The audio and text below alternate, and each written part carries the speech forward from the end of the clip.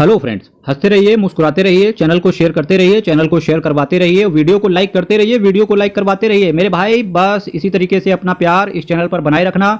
और हर रोज मैं आपके लिए वीडियोस लेकर के आता हूं और मार्केट का एनालिसिस भी करवाता हूं, म्यूचुअल फंड्स के बारे में भी बताता हूं। म्यूचुअल फंड की बकेट किस तरीके से, अपने पोर्टफोलियो को किस तरीके से क्रिएट करना है, उसको एक टेम्पलेट के रूप में भी तैयार करके आपको देता हूं। साथ ही साथ अगर जब स्टॉक मार्केट गिर जाता है तो मार्केट गिरते टाइम ही मैं आपको कम्युनिटी बॉक्स में बैनर के थ्रू बता भी देता हूं कि मार्केट का मूड माहौल क्या है और आपको क्या करना चाहिए। और जब भी मैं बैनर अपलोड करता हूं, जब मार्केट चल रहा होता है 9:15 से लगा के 3:30 बजे तक, तब आपको क्या करना चाहिए। अगर आप लमसम करने की चेष्टा करते हो सेम डे, और अगर आपको सेम डे की एनएवी चाहिए होती है तो डेफिनेटली 12 बजे के पहले आप लमसम किया करो, तभी मैक्सिमम चांसेस रहते हैं कि आपको सेम डे की एनएवी का अलॉटमेंट होगा। तो चलिए वन बाय वन करके आज मैंने जो चर्चा रखी है, यहां से मैं टोटल 4 म्यूचुअल फंड्स की बात करूंगा वन बाय वन करके। मैंने एक मिड कैप रखा है, एक लार्ज कैप रखा है, एक इंडेक्स रखा है और एक थीम बेस्ड फंड की मैं बात करूंगा। यहां से आपको यह चीज सीखने को मिलेगी कि जब आप अपने म्यूचुअल फंड के पोर्टफोलियो को बनाएं तो उसको थोड़ा सा डाइवर्सिफाई करके चले, ताकि हर वक्त म्यूचुअल फंड मार्केट के अंदर सेक्टर वाइज रोटेशन चलता रहता है, साथ ही साथ कैटेगरी वाइज रोटेशन चलता रहता है और आपको हर चीज का बेनिफिट मिले। हवा और आंधी किसी भी तरफ चले, आपको उसका फायदा जरूर होगा। बस CKD stock market news channel को सब्सक्राइब करते रहना मेरे भाई। जो आज मैंने आपके सामने पहला म्यूचुअल फंड रखा हुआ है, इसका नाम है HDFC mid cap opportunities fund direct plan growth. HDFC mid cap opportunities fund direct plan growth. इस फंड की महिमा केवल वही बंदा समझ सकता है। क्या बोला मैंने? इस फंड की महिमा इस फंड की महिमा और इस फंड की गरिमा केवल वही इंसान समझ सकता है जिसने फिलहाल 1-1.5 महीने पहले ही इस फंड के अंदर स्टेक लिया हो। 47,236 करोड़ का ये एसेट साइज भी बता रहा है कि भाई साहब इस फंड ने रिटर्न देना स्टार्ट कर दिया है। अब चूंकि मैं एक चीज आपसे यहां से बात शेयर करना चाहूंगा, कमेंट भी आया था, हालांकि मैं कुछ क्वेश्चन और आंसर्स के जवाब वीडियो के एंड में देने की कोशिश करूंगा। एक कमेंट मेरे पास आया था, वो कमेंट ये है कि एचडीएफसी का लार्ज और मिड कैप फंड कैसा है। मेरे भाई, एचडीएफसी का चाहे लार्ज और मिड कैप फंड हो, चाहे एचडीएफसी का फ्लेक्सी कैप फंड हो, चाहे एचडीएफसी का टैक्सेबल फंड हो, सभी के आप 1 साल के रिटर्न देखेंगे तो आपको पता चलेगा कि अब सभी फंड में एक अच्छा अपमूव देखने को मिल रहा है। और न केवल अपमूव देखने को मिल रहा है बल्कि बाकी कैटेगरी से इन्होंने अच्छा रिटर्न दिया है। पर अभी भी इनके जो एक्सपेंस रेशियोज हैं काफी फंड में 1% से ऊपर हैं। तो अगर आप इनकी जो ये तेज रिटर्न दे रहे हैं बाकी एसेट मैनेजमेंट कंपनी से और डिफरेंट कैटेगरीज के अंदर, तो अगर आप इस रिटर्न को चेस करना चाहते हो तो केवल शॉर्ट टर्म के लिए ही इन्वेस्ट करें। हालांकि HDFC mid cap opportunities fund शुरू से ही बेहतरीन फंड था। 47,236 करोड़ का इसका एसेट साइज है। 0.86% का एक्सपेंस रेशियो ये चार्ज करके चल रहे हैं। 8.57% का ये कैश होल्ड करके चल रहे हैं। फंड ओपन एंड है। प्लान आपका ग्रोथ है। आप हमेशा ग्रोथ प्लान के साथ ही जाएं। अगर आपके पास डिविडेंड प्लान IDCW वाला प्लान है तो डेफिनेटली उस चीज को इग्नोर करो, क्योंकि मेरे पास काफी सारे व्हाट्सएप मैसेजेस आते हैं तो उस पर मुझे देखिए काफी लोग बोलते हैं कि यार मेरे पास तो डिविडेंड प्लान है, मैंने इस वजह से लिया क्योंकि मुझे डिविडेंड मिल रहा है। जबकि डिविडेंड से काफी हद तक इन्वेस्टर्स का ही नुकसान होता है, क्योंकि डिविडेंड इनको भी मिल रहा है ग्रोथ प्लान में, लेकिन इनका पैसा इन्वेस्टर्स को नहीं पता है कि जो डिविडेंड मिलता है वो उन्हीं के रिटर्न में ही ऐड कर दिया जाता है। इनको कंपाउंड होकर के पैसा मिल रहा है, वही डिविडेंड प्लान को डिविडेंड आपके बैंक अकाउंट में डलवा दिया जाता है और रिटर्न सिर्फ आपको मिलता है। तो इस वजह से डिविडेंड प्लान में आपका हमेशा रिटर्न कम मिलता है और ग्रोथ प्लान में रिटर्न आपको ज्यादा मिलता है एज कंपेयर टू IDCW वाले प्लान्स में। ठीक है, तो इस वजह से कोशिश करें कि आप हमेशा ग्रोथ प्लान को सेलेक्ट करें।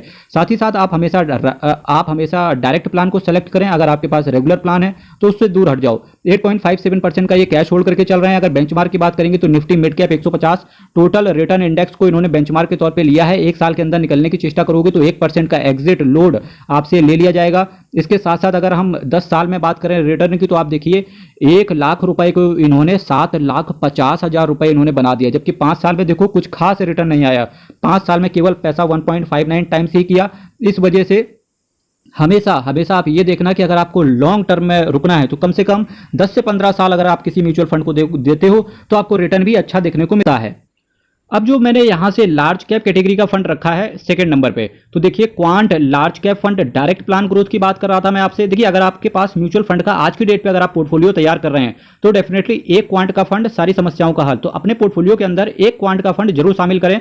अब ये आपके ऊपर आप अपना डिसीजन लेना स्वयं कि आप कौन सा क्वांट का फंड रखेंगे। Quant large cap fund direct plan growth 304 crore का इसका एसेट साइज है। इसके एसेट साइज पे बिल्कुल मत जाना मेरे भाई, क्योंकि ये एक नया फंड है। 0.77% का ये एक्सपेंस रेशियो चार्ज करके चल रहे हैं, इनको एक्सपेंस रेशियो थोड़ा सा कम कर देना चाहिए, एटलीस्ट 0.10% कम कर देना चाहिए, तो इनका रिटर्न और असेट साइज और भी ऊपर जाते हुए देखने को मिलेगा।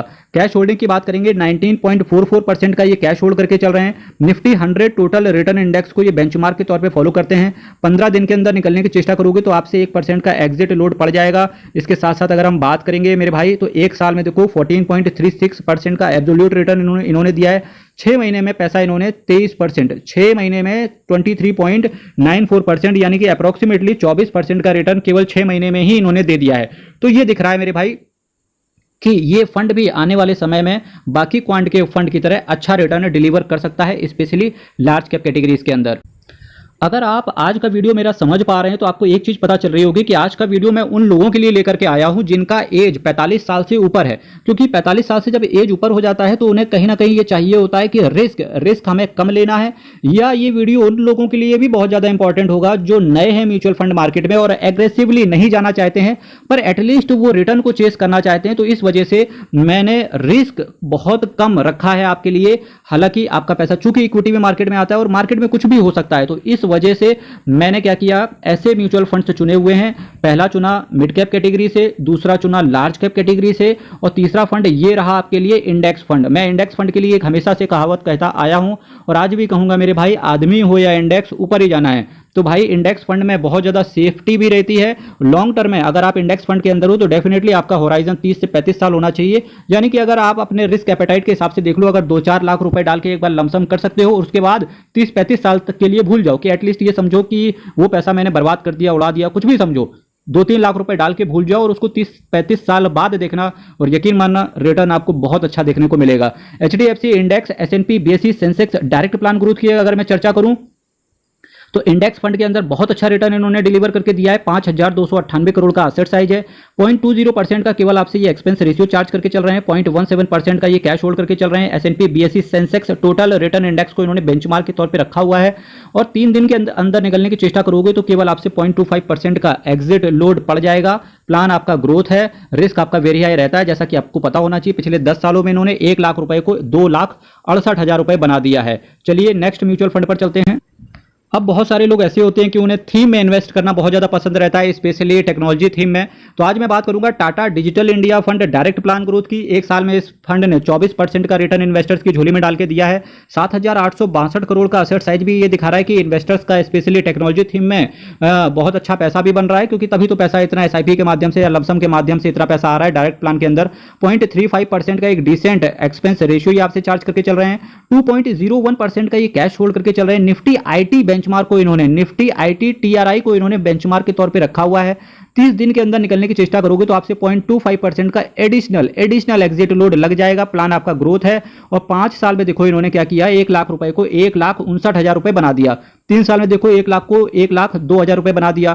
तो जब भी देखिए, इससे पहले मैंने इंडेक्स फंड भी आपको बताया, इससे पहले मैंने लार्ज कैप फंड भी दिखाया कि भाई जब आपको 3 से 5 साल की ड्यूरेशन देखते हो ना, तो पैसा ऑलमोस्ट डबल ही होता है। और अगर आपको अच्छा पैसा चाहिए होता है तो मिनिमम किसी फंड के साथ आपको 10 साल देने चाहिए, तभी आप ये मान के चलो कि आपको 200-400% के ज्यादा का रिटर्न आपको देखने को मिलता है। मेरे भाई चैनल को सब्सक्राइब कीजिएगा, वीडियो को शेयर कीजिएगा। हर हर महादेव, अयप्पा शरणम, हरीश शरणम।